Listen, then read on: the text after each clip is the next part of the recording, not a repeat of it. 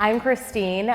Deb just had some knee surgery, so she said, you're on your own. And I said, okay, we'll see how it goes. Let's bring it on. But this is my third forum. And I'm really excited about this one because we are going to highlight two different cases of dementia. We always hear Alzheimer's. That's the big one, Alzheimer's, but we're not covering Alzheimer's today. And so I'm just really excited to welcome the Miller family and the Bourdon family. Thank you for being here today. Since we kind of switched spots, I think we're going to do the Millers first. We're going to meet the Millers. Does that work? It's going to be fun. Okay, so we have Mark and Audrey Miller. And before we dive into your diagnosis and what you guys went through as a family, tell me a little bit about your mom. She goes by Gertie, right? Gertie or Gert. Okay, and yeah, that's good. Use the mic. You're an only child, so tell me about what it was like growing up with your mom. What do you remember your mom like? My mom was very active. She loved to sew. So she babysat kids till I was in middle school, and then she would have went to trailer factory, worked in the trailer factory in the sewing department the rest of her life till 2014. Wow. Very active, played volleyball when she was younger, was very energetic, loved to entertain, always pretty much happy. I mean, just would love to entertain, had people there all the time, just always on the go. I understand that she played a wooden organ. Is that right? Yeah. And that she was also a Sunday school teacher. Yep, she played the bells too. Oh, that's awesome. So she was diagnosed with vascular dementia. What is vascular dementia? It's basically mini strokes. You don't really know how many, you don't know when. We just started noticing, you would notice when there was a couple because you'd have bad days after that. Could never really pin down when they happened. So there wasn't really any stroke symptoms other than the memory issues. Okay. And would often spur on confusion, where she was suddenly very paranoid about something or very panicked about something. So that was often our indication of that, oh, wait, something happened. Yeah, something's not right. Yeah, so you didn't maybe see her go through these, what you call mini strokes, or were you present? No. Was she living with you when this happened? She was not. She was living on her own. Okay. So my dad passed away in September of 2015. They were living, just the two of them together. They lived across the street from where I work.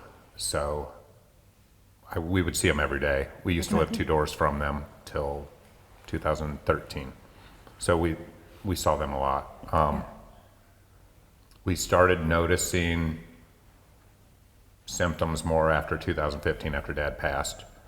Did not know at that point whether it had to do more with grief and what she was dealing with Dad passing, or if it was something else. Yeah. When you say you started noticing symptoms, can you kind of describe what those symptoms were and why you thought they were a little bit out of the ordinary from? She would forget things that she never forgot. She would ask questions that were just a little off the wall, didn't make a lot of sense. Again, that paranoia and sometimes it was directed more towards me. So Mark's an only child, and we had 2 girls, and they were high school and college age during the start of all of this. And she would suddenly call very concerned about the girls' safety, which was just, again, it didn't logically make sense. And we're going to have you, I'm so sorry, I know it's awkward a little bit to hold, so just a little bit up to your mouth if that's okay. So when you started seeing those signs and you knew that it was something kind of needed to be looked at, did you immediately seek a primary care physician, or how did you kind of get the diagnosis? The first person I asked was a friend of ours who was a nurse. Okay. And I basically said, should we be concerned about this? And she kind of laughed at me and said, you know, I think you're starting to see something, but I don't know that you need to be alarmed at this point. And so we basically, that would have been in the probably middle of 2016. And so we just became more aware of things. And it wasn't probably till the fall of 18 when we took over her finances was when we really started to realize maybe how bad it was. At that point, we live in Napanee, small town, and so the reason we took over her finances is because the local bank alerted to us of concerns, which probably wouldn't have happened in a large community, but they basically called us and said, we have concerns. And so then that was when we started taking it more seriously. How was this for you? You're kind of seeing your mom, you lost your dad, you see your mom starting to go through this, you're realizing, okay, we're kind of progressing through something. How is that, especially being an only child, now looking at your mom kind of go through that? How did you deal with that? Did it hit, or were you kind of thinking, oh, this is just old age, it's just, or what did you think? Did you think it would get to this point? I probably did not think it would get to this point. I'm kind of a fix-it mentality, Okay. so we do what we do to fix it. We don't really address it, we fix it. Usually works pretty good. Did not work in this situation. I think we dealt with it the way we had to. I had to be cautious with how I approached her with things I saw because she would be very offended. I'll give you an example, her license. So when I noticed things would happen, she had a slight mishap with the car, and I had seen the damage on the garage door in the car, never mentioned it, just let it ride. And then we had finally went to the doctor, had the doctor tell her she shouldn't drive anymore, or couldn't drive anymore, because she would listen to the doctor. If I told her, it would be a little bit of, it would have been a fight. I mean, it would have, she would have, not a fight, but it would have been, she would have bucked me on it hard. But she wouldn't, the doctor. So we were sitting there after the doctor left the room, and she's, I just don't understand this. Drove my whole life, and I've never had an accident. Like, really? What happened to the garage door, Mom? I knew you'd say something about that. So she'd have her moments where she was good. Yeah. She'd had some incidents where the car wouldn't start. Well, it wasn't in park, so it wouldn't start. So that was that. The lawnmower, she'd ran it up the tree the one day because she didn't get turned sharp enough. She sucked the welcome mat off the front porch because she tried to go too close to the door. I mean, it was just, Yeah. there was a lot of little things. Yeah. Nothing that you couldn't fix. Right. So When did you guys know it was time to seek additional assistance? That kind of no longer could you guys, Well, it's a lot. It's a we lot. tried for a while. Yeah, yes. So the first stage for us was that we hired a friend of ours who had just graduated college to stay with her. And we thought, well, we can do this. We kind of framed it as company, somebody to kind of help her with things because we had taken her driver's license. And so she couldn't get to the grocery store. She couldn't do things. And then she started wandering. And then that was obviously kind of up the ante for it. So we had a gal who stayed with her during the day, and then my husband and daughter started staying there at night. And so we were like, we can do this. We very quickly realized we couldn't.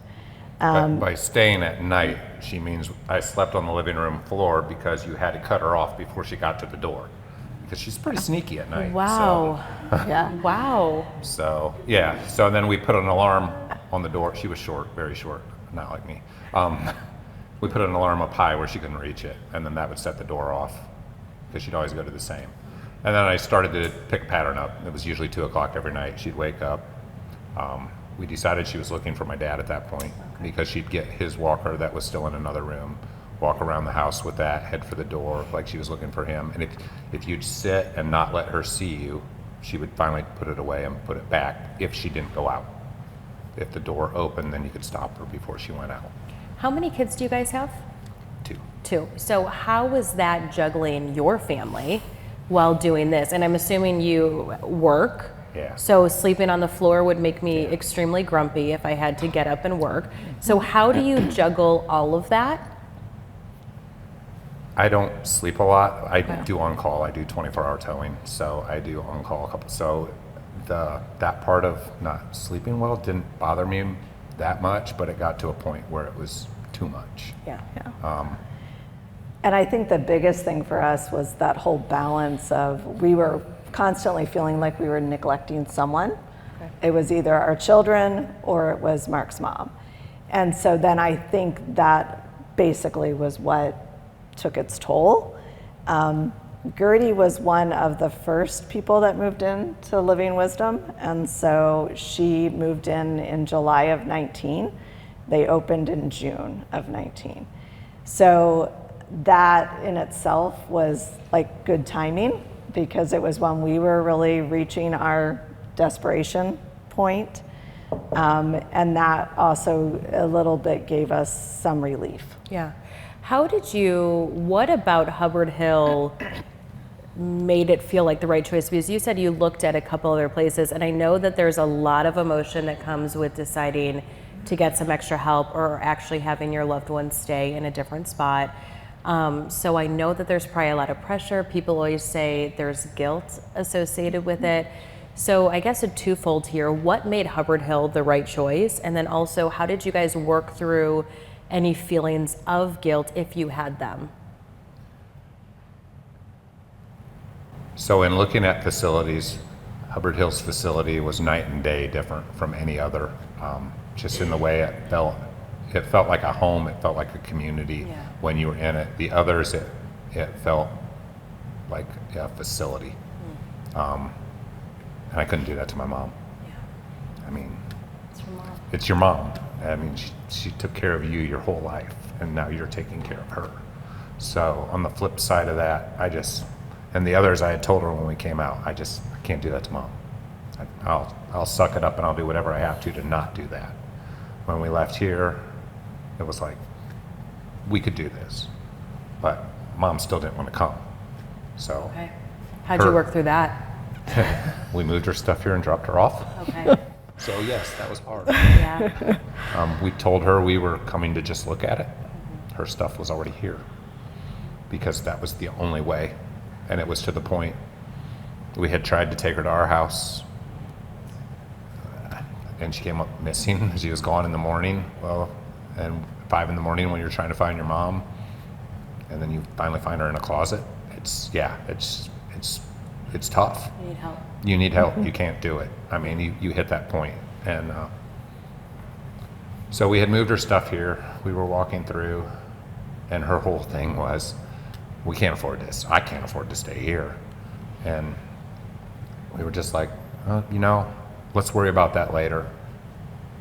Just let's enjoy it. We sat down and we visited and we acted like, and then, I don't know, hour and a half later, we just said goodbye to her and left. Yeah. Very hard. You had mentioned that it got to a point of time where she didn't know who you guys were anymore. How was she during this stage? Was she still very cognizant of who you guys were and everything? And how long did it take before that came into play? I would say she was very cognitive of who we were at that point. So July of 19 is when she started staying here. We took her out twice. And that threw her for a loop. After this became the norm, not being here was not good. Okay. So after the second time, we said we will not ever do that to her again. Wow. As far as when she didn't recognize us, she didn't recognize her first. Yeah. And that would have been... Well, the last time that I know that she said my name, because it was such a shock, was during COVID. So we also had to transition during COVID of that. And so I was here one time. She hadn't said my name for a long time, but I was here with her by myself and I had a mask on. And she said, "Thank you for bringing me dinner, Audrey." And that's what I had been doing while she was at home, because she could no longer function. And I just looked at her and I said, "Who am I?" And she said, "You're Audrey." And I was like, "You're right, I am." And I said, "Well, let's take a picture." And so like I took a selfie and I sent it to all of them, and I said, "She just said my name again." And the girls they were like, "Mom, how long has it been?" And I said, "I don't know, but it's probably been at least a good year." Since she had said my name. And then the last time I remember her saying Mark's name was Christmas of 2020, because we joked it was a Christmas miracle, because she had looked him in the face and said, "Mark, how is the business doing?" And we were like, what in the world? Like, where did this come from? So, yeah.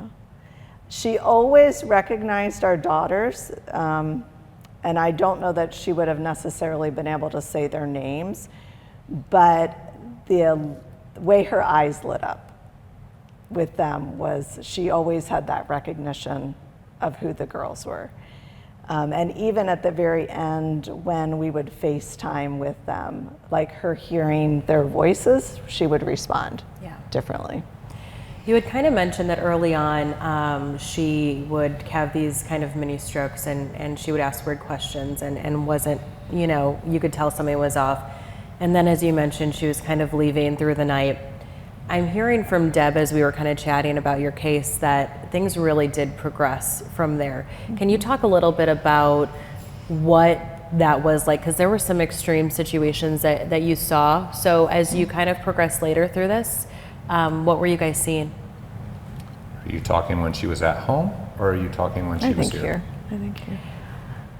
Deb was just talking about just being kind of sometimes really sad and weepy, inconsolable. Was that with you guys, or was that when she was here? That was here. Okay. That was here. Before she was here, well, when we went to leave her here, to stay here, her biggest thing was that I can fix this. Okay. She would say, "I can fix this, I'll try harder." But it's not something you can try harder for. Yeah. So when she was here, yes, she would have, even when she didn't recognize my name, she acted different with me than she did with anybody else. Yeah. So I could usually talk her down on the inconsolable. Okay. Staff, not so much. Yeah. The other thing was she knew Pennsylvania Dutch, so she would switch to Dutch when she was upset. Okay. So then none of them could understand her. Well, So, maybe that's for the better. yeah, it probably was. So I would say the inconsolable was the worst that she was here. And then Tanya can tell me if I'm right, probably the last year of her life, there was one CNA that she really kind of attached herself to, and very much responded differently to that CNA than to the rest of the staff. And I think also then that, I don't want to say caused friction, but very much then she had a favorite. And so she was not always cooperative with the others because she really wanted that one CNA. And so that was challenging. The other thing that we struggled with during a lot of this transition was, so our younger daughter, who was in high school when this started, went to college, and our older daughter had graduated college and was living on her own in Pennsylvania. So we were also trying to relay to them what grandma's stage is like, so that the next time you come back, this is gonna look differently than the last time that you saw grandma. So we were constantly sending pictures, we were sending videos, we were always trying to keep them so that they were not caught off guard the next time they came back. And so it was also a little bit of reality of like, they would be like, wow, like grandma's changed a lot even in the last week. So it was very interesting to see that progression. I think it also, because we were through COVID, there were a lot of her extended family who was not visiting, and so then they were caught off very much when they started coming back. Yeah. Were there any treatments or medication that helped her at all through this? No, not really. No.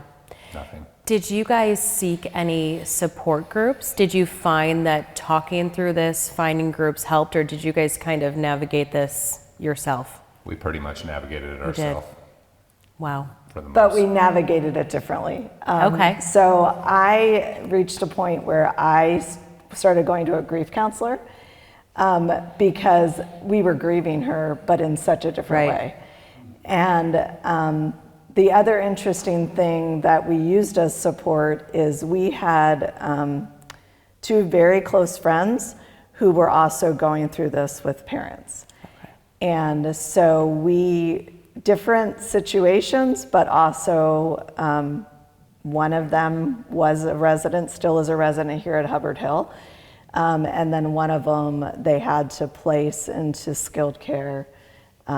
So it was very much like we understood that path. Yeah, makes sense. And I think on the other side of it is we became very routine oriented. We would usually come once during the week. We came every Sunday after lunch. Okay. And that was, I mean, when Mom finally passed in 24, we didn't know what to do on Sundays.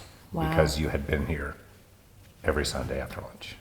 And we're going to talk more about that because I'm going to kind of transition to you guys kind of sharing your story. And then I do want to collectively talk a little bit about that end of life care and what that looks like. So thank you for sharing all that because that is a journey and that is a lot.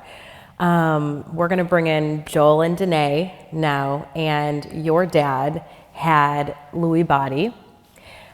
Before we talk about that, tell me a little bit about your dad. He was a great guy, and he really, truly was. He was a wonderful father. He was a very hardworking man, very hardworking. He was a scout leader for us boys and other kids. We fished and camped and hunted and grew up on a small farmette. He was a tool and die maker. So very meticulous, very detail-oriented. He ran the tool and die shop at CTS. If people in this room know CTS, he ran the upstairs and the downstairs tool room. They sent him all over the world when they would start new shops. So he he was a very skilled man. He was a sergeant in the 101st Airborne. So, you know, he was the whole package and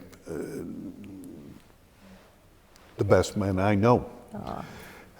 Kind, honest, with a wicked sense of humor. Oh yeah. Which often was directed towards me. Well, you married into the family, Well, so you deserve it. No, I'm he just was. kidding. Yeah, I can't say enough about No, this man. I loved him fiercely. He teased back and forth, and she would. Yeah. They had fun doing that, and so when things started changing, well, he had Parkinson's, and so that started. Let's see, I don't know what year it was. We didn't even know it for the first couple years. He kept it from us boys. There's 4 boys in our family. He kept that, I won't say hidden, he just didn't divulge it. And neither did my mother. So things started changing. We found out he had Parkinson's, so we learned about that, and the neurologists and, you know, some of the treatments to slow it, to slow the progression of the events. And do you want me to go ahead or what?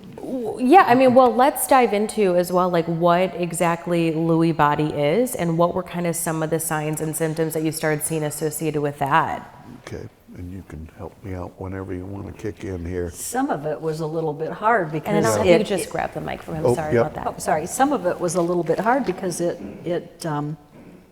we thought we were dealing with Parkinson's. Yeah. Okay. And some of the, when he got into hallucinations and that type of thing, a lot of that can come with Parkinson's and the meds. Yep. So we kind of wrote it off to that, I think. We didn't really know what we were dealing with.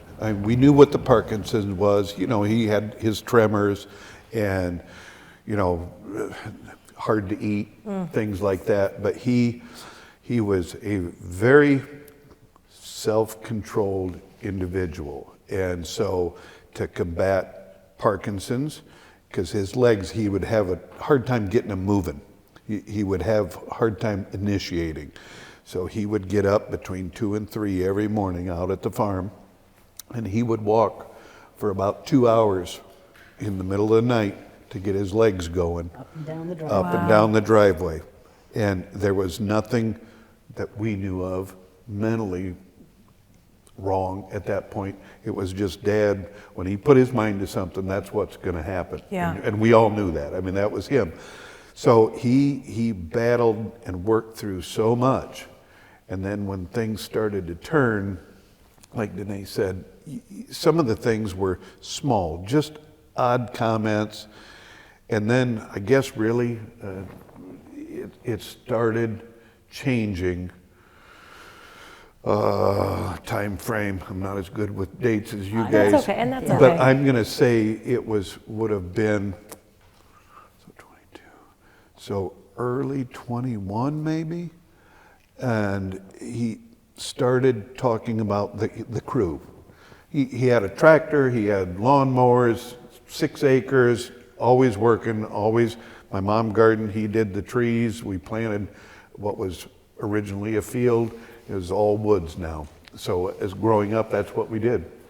So, but he started talking about the crew. And the crew, it's like, we didn't understand what was going on. And the crew is messing with my stuff. And it's like, and of course, us boys, we're baffled. Dad, I don't know what you're talking about. And, well, they're messing with me. And so he saw these individuals. The hallucinations started stronger. 4 people. 4 people. That lived in the tractor shed. The crew lived in the tractor shed. And it was 100%, that was the hardest thing for us, all of us, boys and spouses and everybody to deal with is of course, the natural response, Dad, that's not real. Well, but it was. It was his real. His real, and there was no doubt. He knew it wasn't quite right, and he would say, I know what you're telling me. He'd tell her all the time, I know what you're telling me, but it is real. Actually, before the crew came, there was a man, every morning when he got up, there was a man sitting in his chair. Wow. Same man, every day. Every day. And he could And I'd ask him, I said, did you ever ask him what he's doing? Yeah. You know, I mean, they live in an old farmhouse, and after a while, I'm like to Joel, Maybe you someone suppose is there. he's really seeing there's somebody Right. Yeah, there. maybe Right. someone is. But I'd ask him, you know, did you ever speak to him? You ask him what he's doing. Yeah, he says he doesn't ever answer me. He never talks to me, he but would- he's there every day. He would never see their face. He would see, like that, the guy in the chair was an African-American black man. He sat in his chair, and I forgot. That just made me think. The girl at the coat rack in the kitchen, she would stand at the coat rack by the back door, a younger girl, and she would face the wall. And she was there every day. Every day. Didn't hurt anything. He was not afraid of them. Yeah. At all. They were just there. Did you have a hard time getting a diagnosis then because you were battling this Parkinson's? Like, were the doctors kind of writing it off, or how did you Well, figure this out? Actually, At first. go ahead. Well, Anita. no, at first it was, you know, you're thinking it's the Parkinson's meds. Yeah. All through this time, because he had Parkinson's, he was seeing a neurologist, she really took an interest in my father, and he was a likable guy, and he worked hard, and he would follow. If she told him, "You do this," and he would do it, no arguments. But then it got worse and worse, and then the driving thing, and he always would show up for his appointments. He never ducked an appointment. So, like the adjustment and medications, but then when the hallucinations got worse, and really it was almost always associated with driving, when he would go somewhere. He was, and I guess I'll just go into it. He was convinced that there were two Darlenes. That's my mom's name. There were two Darlenes. There was a real one and a fraud. There were two farmhouses, identical. There was a real one and the fraudulent one. So what would happen is, and it was very hard for him because he wanted to do what my mom wanted. They wanted to go out to eat. So we argued and fought, not physically, but argued. Dad, you can't be driving, and tell him that. Took his keys. That didn't work hid so well. some. He had sets back. We caught him out driving. It's like, and then he was furious with us because we're spying on him. You know, we were spying. It's like, no. So what would happen is the one time he saw somebody on the road that wasn't there, but he almost hit them. And it's like, Dad, this is why you can't drive, because you're going to run off the road and you're actually going to hit somebody's going to get hit, or you're going to get killed, you and Mom. And so we went back and forth, but then it got worse because then he would be with my mom in the car and they would go to dinner. We got called to gas stations and all kinds of places where she's the fake and he wouldn't get back in the car. He would get out of the car. And you know that she's the evil tramp, and because part of the Lewy bodies is they see kids, and we learned all this through Debbie and through our experience, but there was kind of like kids, which Danae will talk to you about that, but then there was some things like the crew that were just aggravating him. They'd break his tractor. Well, of course it was him doing it. We replaced more starters and batteries on that tractor, but it changed to violence. And then there were people raping my mom. Wow. And he And heard that's it. common. I mean, that's Yeah, the this sexual end of it is is common with Lewy bodies, that Yes. they imagine this stuff. And so there were a bunch of people, bunch of guys. And then the one time he caught her in bed with the guy. And of course my mom was already experiencing a little bit of, I don't know whether dementia, she's off a little bit. So she's, I've never done it. It's like, we know that, Mom, it's okay. And it was very hard for our whole family, the struggle that went in with this. And then it got to where they were attacking him. They're gonna kill me. He'd call me, Joel, they're gonna kill me. They're gonna kill me. I said, Dad, I'm on my way. And you know, I can't count the number of times I would have to haul my hind end. My brother lived near to them, so I would send him over too. But then kind of the final phase to that, and I know I'm skipping over a lot, but there's so many, hearing you guys talk, there's so many things you can't. Yeah. I'm at work and my mom calls me and your dad's out in the middle of the road.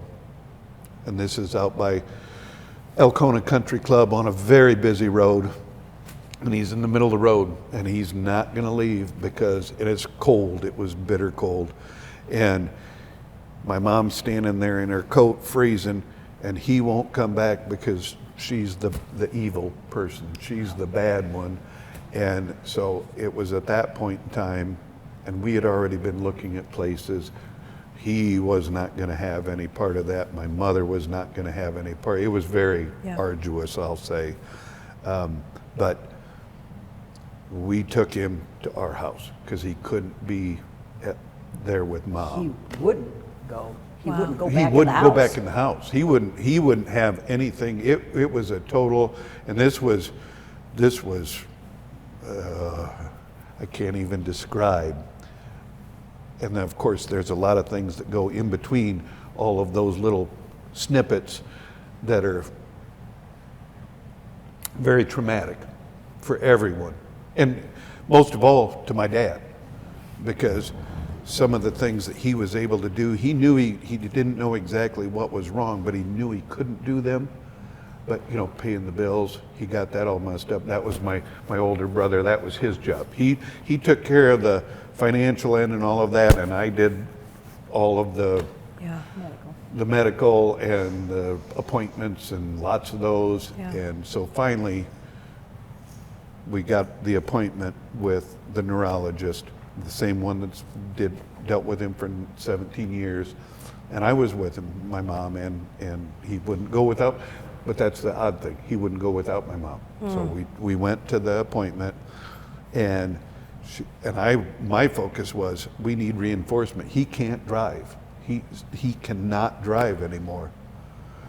And so what we would do, we went in there, and she had a process to identify what that problem is. And so she had him draw, which everybody's seen that.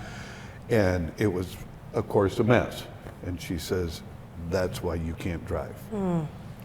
And she says, and it was, I'll never, she said, she had a strong accent. It was hard for me to understand what she's saying, something body dementia. Well, that's Lewy body dementia. And I had no clue what that meant. None, other than obviously whatever it was a disaster. Yeah. And my dad, the doctor left, and she said, I'll give you a few minutes and everything. And my dad just, I don't even know I ever told you this, he just broke down. I don't know whether he knew what it was or he just knew his life was changing in a very bad way. Well, you describe him, right, with his service and what he Yeah. did for you guys and his craft during his whole life. Yes. His life was really, really changing. You said trauma, and I think that's such a good word to use. How were you guys getting through all this? Seeing this dad that is not even remotely like the guy you knew growing up. How do you work through that? Was it support groups, or did you guys navigate this yourself? I did not go to any support groups. I talked to my brothers. Actually, in a way, sorry. It's okay. In a way, it brought us four boys back together. Yeah. We talked more and more phone calls and more, not as much personal meetups because everybody's working, everybody's busy. I mean, we're all in the same boat, but in a very weird way, it brought us together as a family. We're a very tight family. We may not see each other for 6 months, but I know to this day, right now, if I called my brother and I said, I need you to come here, there's no question. As soon as he could be here, he's here. So we kind of helped each other through it. Lots of phone calls, and what helped me through it is today. Yeah. I took two. Your turn. I attended a couple of the classes that they had here in the evening that Debbie did, and nobody wanted to come with me. They didn't want to come. I get and I it. said, I'm going because I need to understand a little bit more what's happening and how to deal with him. Yeah. Because and the thing is about, we were told that he presented a lot differently than a lot of the Lewy bodies people do. He never forgot who we were. We didn't have that problem. He would there were episodes of violence, which was not him. It just was heartbreaking because it was not him. But a lot of that was terror on his end. But just, he was such a kind and sensitive man to see all of this happening to him. When we took him into our home, he was there for 3 days before we managed to get him into here. And I was of the opinion that I thought we should try and keep him at our house, because it just broke my heart that he was And I was told by several people here and my husband and other family members that that's the one thing about this, is that you can't do it. A single person cannot do that, because in a situation here, there's other people, and they're here 24 hours a day, and there's always somebody there to watch. Well, when you're the only people, you still have a life. Yeah. You have to have a life, and it makes it very difficult to be there with them all the time. And Joel was at work, and I stayed home with him, and we had lots of good conversations. But That was, I think you need to tell them. He didn't know who to trust because he would see things. He saw, and you got to laugh on some of this stuff because otherwise you sit around and you cry. He saw a life-size, they fed the birds, got the farm, lots of bird feeders all over the place. He told us the one day, and it was not a joke, it was not meant to be funny, there was a full-size Woody Woodpecker dressed up in the full Woody Woodpecker the cartoon, and he was a full-size man. And he says, yeah, I mean, he's right there. And of course, you want to say, well, Dad, you're messing with me, you know, quit screwing around. And then you realize, no, there's no joke here. There's no, but Danae, if you won't tell it, I will. She had an ability. She sat with him daytime, nighttime. He would sit in a rocking chair that we had, and he liked the rocking chair. And he would sit there, and she would sit on the footstool in front of him and just talk. And I just let him go because she could calm him. And what she finally, had to tell him over and over the course of all of these events, is if you see something and you want to know whether it's real or not, you ask me. And this is her. And I will tell you, I will never lie to you, I will tell you. And she did, and he did. And that didn't, of course, stop everything, but just to have, for other people, keep in mind if they have, that sounds very impersonal. If your family member has this, be their person to trust, because it really was a huge comfort to my dad. I could deal with him when he was violent, because he never was violent towards any of us, though. Not towards us. He tried to break out of the Living Wisdom Center, broke his cane. Climbed the wall. Climbed the wall. He did a Spider-Man on the wall. And this was after a long time here, and everybody thought there's no way he could, and all of a sudden they said he turned around and he's up on the wall in the atrium. The glass walls. Yeah, and he's Spidey'd up the wall, and he broke 2 different windows. He tore up the Craftsman House. Wow. I can say I've been able to sleep at the Craftsman House a couple different nights after all of the other poor residents had to move to a different house. But that's what you go through, and the medications and the trying to control, which was another story. So there were medications that he was on for this and other treatment? Well, he was on Parkinson's meds for years. Just those. Okay. But then during the course of all of this, when it got bad, then, and this was probably the hardest thing we ever did, he had to go to a psychiatric hospital.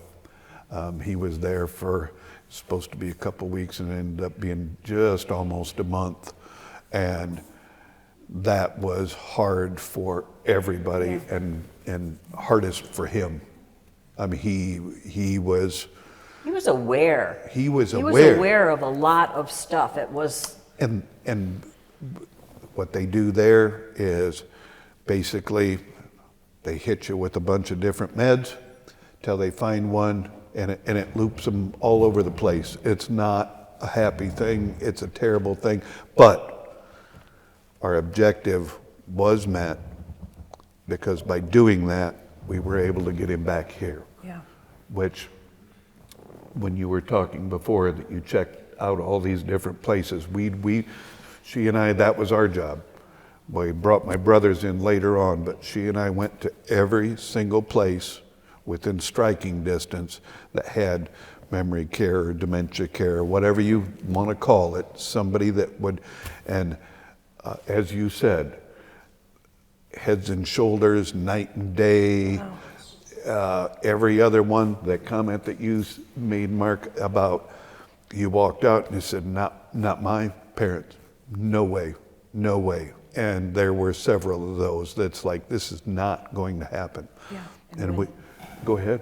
When things got really bad with Joel's dad and going through the process of having to go down to a psych ward, Debbie and the people here fought as hard for him as what we did. Yep. And that to me says a lot, because it would be easy for them to have washed their hands. Yeah. We can't handle him. Yep. He doesn't belong here. They made accommodations. They were unbelievably supportive and really, they liked him. Yeah, You know, he was a nice man. They liked him, and they really worked hard to make sure that he was taken care of and got the help that he needed as much as any family member did. even when we had to send him to the psychiatric hospital, and they told me, Debbie told me right up front, we're holding his room. His stuff is staying here. He's part of living wisdom. Wow. Let's get him better and let's bring him back. And they meant every word of it. And that's why, as hard as this is to talk about, and brings up a lot of very difficult emotions and thoughts, that's why we're doing this. Because this place, it's not just a place, this home, this entity makes it special, makes the care available, but it's not just care, it's the person. Like you said, there were several, now not always a good thing, and I know exactly what you're saying because it kind of caused a conflict because Dad had one CNA that they just related. Yeah. And it was, the CNA spent too much time, Dad didn't like the others as well, and so it was challenging, all the way through. But just like everybody else, we like certain people more than others. That's human beings, and Dad's no different. But just to see that go through and for them to honor their word, I'll never change my mind on that, ever. Danae, I'm curious, being the spouse through this, how did you deal with this? Or did you feel like this is my dad too? Because I assume that has to be a struggle a little bit sometimes, right? Depending on where people are in the relationship. I strongly felt he was my dad too. I lost my dad, and he definitely filled his shoes. Like I said before, I love that man. He was a great man. It was. Because you have to do both, right? You're here for your husband, and you have to show that support. And we did a lot of talking. We did a lot of talking, and because we were so close, we would see him a lot. And there's oftentimes, you'd go down there and he'd be just, I don't know if I want to say lethargic, or he just, depressed, but not really depressed. That's not really the right word. It was.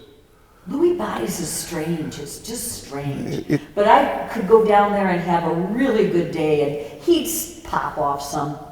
I wish I could think of an example, but and then I would send a text out to the other boys and say, hey, you know, I saw your dad today. You could always, He said this, or he did this, or whatever. And you could always tell.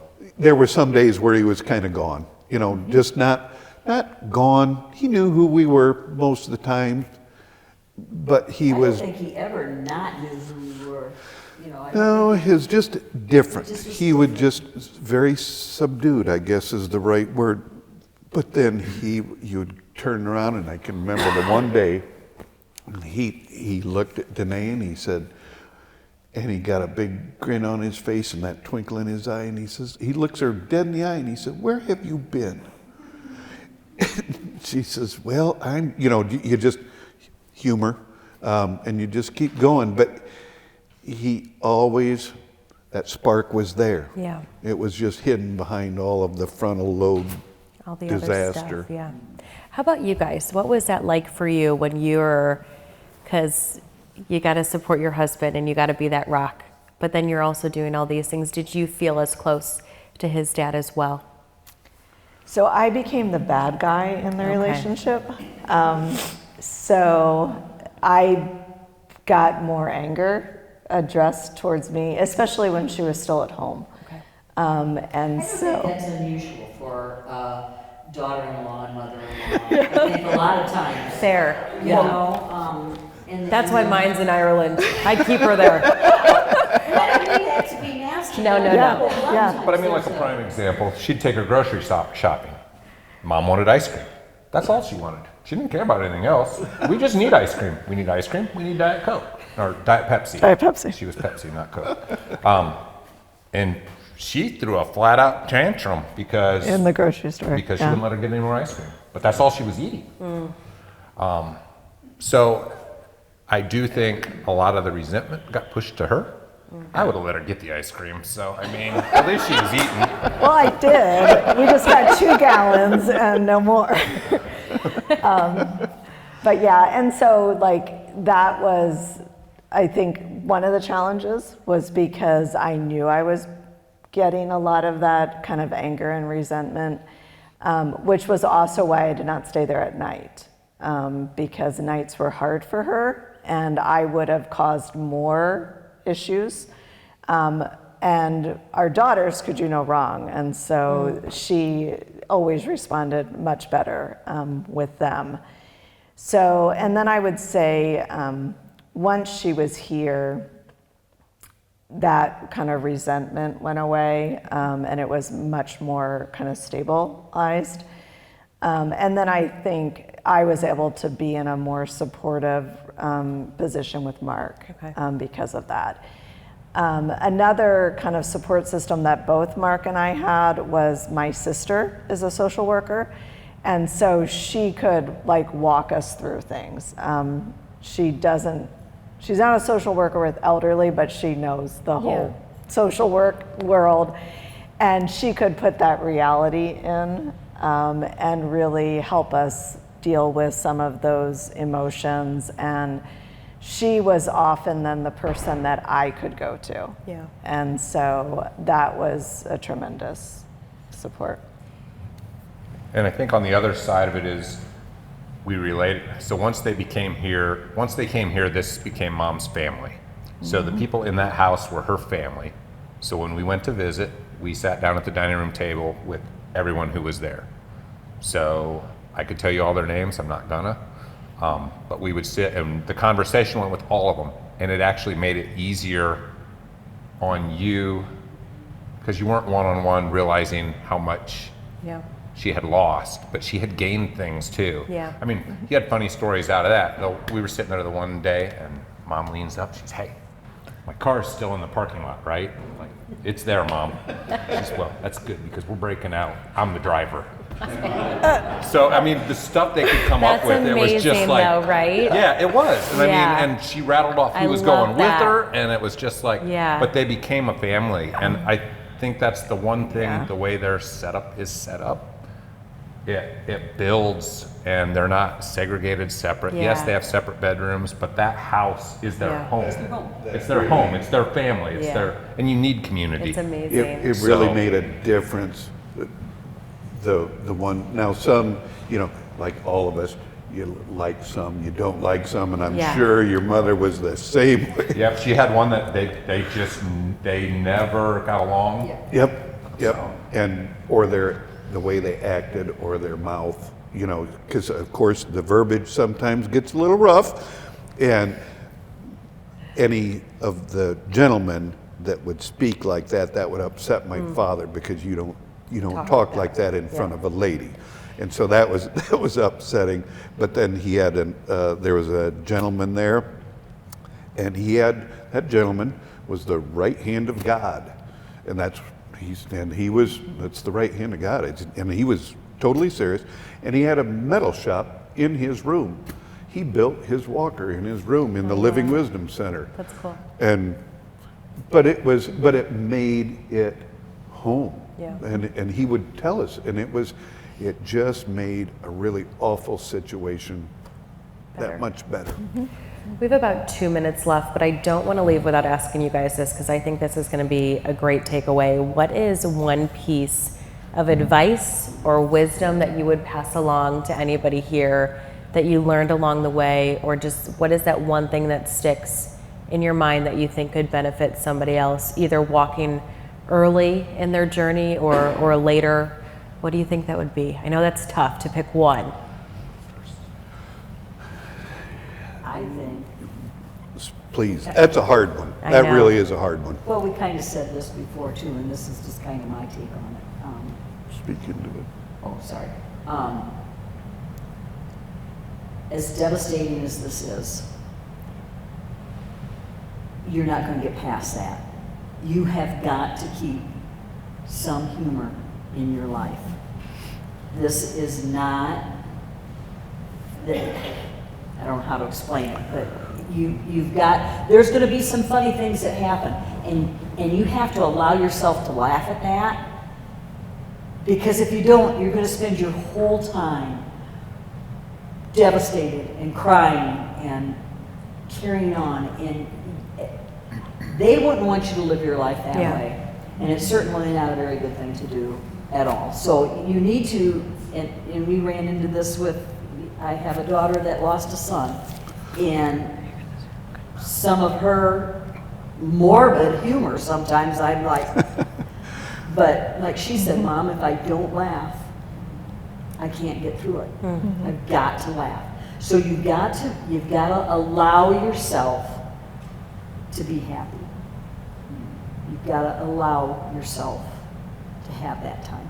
That's my take. Because you're not going to change the outcome Yeah. of any of this.